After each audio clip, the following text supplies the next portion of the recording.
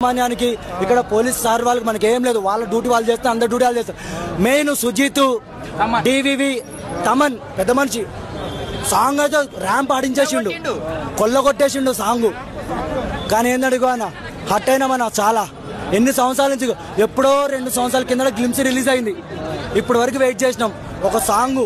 మీరు యూట్యూబ్లో రిలీజ్ చేయండి రా బాబు, మీకు కెపాసిటీ లేకపోతే యూట్యూబ్లోనే రిలీజ్ చేయండి.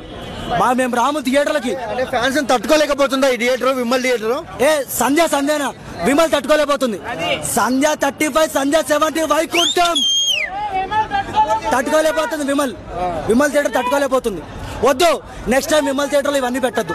ఎందుకంటే సంధ్యలో 2 స్క్రీన్లు ఉన్నాయి, 35, 70. అవసరమైతే సుదర్శన్లో దేవీలు వేస్తారు. నా ఓజీ గ్లిమ్స్ 4 స్క్రీన్లు థియేటర్లో రిలీజ్ చేయొద్దు. మా ప్రాణాలు 15 కిలోమీటర్ల నుంచి వచ్చినాం మేము, పాసులు లోపల పంపించలేదు. నువ్వు ఏం చేస్తున్నావు? నువ్వు యూట్యూబ్లో రిలీజ్ చేసినావు.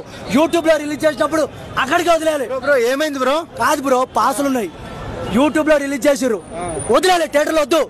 మేము మా డ్యూటీలు వదులుకుని, మా జాబులు వదులుకుని మేము వస్తే మమ్మల్ని గంటి దగ్గర బయటికి.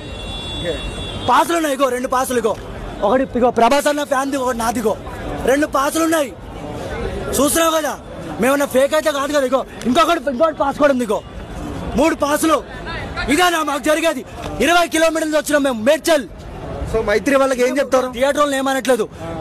మేము ఒకటే, ఆ డివి వాళ్ళు యూట్యూబ్లో రిలీజ్ చేశారు, లేదురా బాబు అంటే మేము గుత్త మూసుకుని ఇంట్లో కూర్చుంటాం. మేము ఇంత వస్తే మాకు ఎంత బాధ అనిపిస్తా నా కళ్యాణ్ బాబుని చూడపోతే, ఎంత బాధ అనిపిస్తుంది. కెపాసిటీ లేనప్పుడు వదిలేయాలి, ఎంతవరకు అంతా కొట్టాలి. ఇప్పుడు ఈ పాసులు లాగా అబ్బా హ్యాపీ చూసేస్తాం. నా బాధ అదే అన్న. మేమేమనుకున్నా పాస్ దొరకను, అబ్బా చూసేస్తున్నాం.